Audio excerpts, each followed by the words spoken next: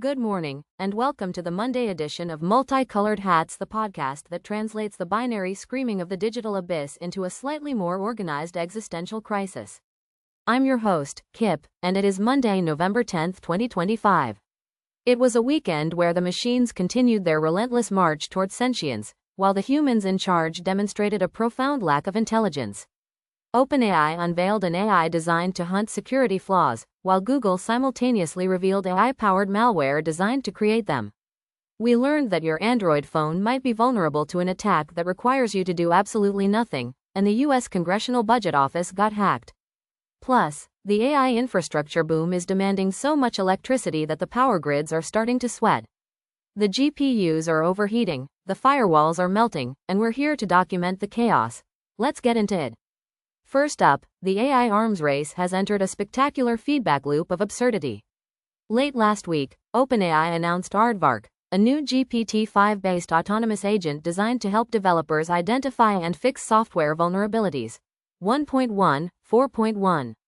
It analyzes code, builds threat models, and generates patches. 4.1. We are using AI to fix the bugs in the code that was probably written by AI in the first place. But wait, it gets better. Around the same time, Google's threat intelligence group revealed a new malware strain called Prompt Flux 5.2. This malware uses Google's own Gemini AI API to dynamically rewrite its own source code, just in time, to evade detection. 5.1.5.2.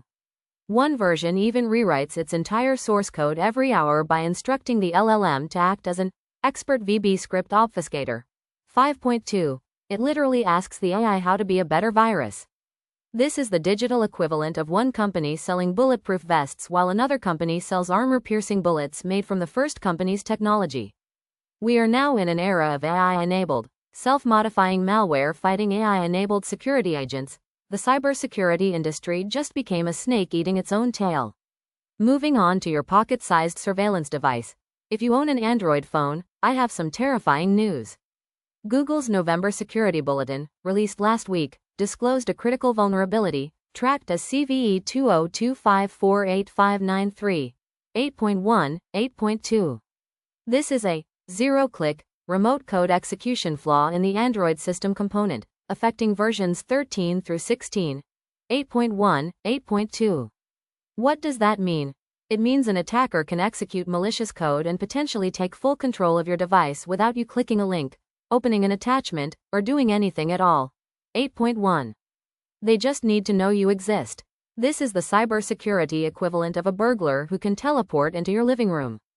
Google has released patches. Security patch level the 1st of November 2025 or later addresses it. 8.2. Update your phone now. Seriously, stop listening to me and update your phone. And if your software supply chain wasn't precarious enough, get ready for this one. Late last week, 3 new high-severity vulnerabilities were disclosed in Runk, the low-level runtime that underpins Docker, Kubernetes, and almost every major cloud provider's container service. 6.1, 6.2. These flaws allow for container escape. 6.2. That means a malicious container image can break out of its isolated environment and gain access to the host machine, leading to host compromise or denial of service across an entire cluster. 6.1, 6.2. In layman's terms, containers are supposed to keep applications isolated. These flaws mean the applications can break out of their digital prison and take over the whole asylum. Patches are being rolled out, but this is a stark reminder that the entire digital economy is built on a tower of open-source software maintained by people who are probably not paid enough to prevent a global meltdown. In our Government Cybersecurity is an Oxymoron segment, the U.S. Congressional Budget Office, or CBO, was hacked. 7.2. The CBO is the nonpartisan agency that analyzes budgetary issues and gives every bill a score on how much it will affect the national debt. 7.2. They are the nation's bookkeepers. The Washington Post reported that the intrusion was by a suspected foreign actor. 7.2. Officials worry that communications between lawmakers' offices and CBO researchers, as well as internal emails and chat logs, could have been accessed. 7.2. It's deeply ironic. The agency responsible for analyzing the multi-trillion-dollar federal budget apparently didn't budget enough for their own cybersecurity. You can't make this stuff up. And finally, the AI revolution is hungry, and its appetite for electricity is becoming a massive problem. Reports this morning highlight that the aggressive build-out of AI data centers is straining power grids. 9.1. U.S. data center electricity consumption is projected to potentially double by 2030. 9.2. Deloitte predicts global data center consumption could exceed 1,000 terawatt-hours by 2030. 9.3. Microsoft CEO Satya Nadella recently stated that compute is not the bottleneck, but energy and data center space is. 9.1. We are burning unprecedented amounts of energy so that we can generate slightly more realistic CAD videos and automate customer service jobs. The irony of developing AI to solve the world's problems while simultaneously accelerating the climate crisis is just chef's kiss.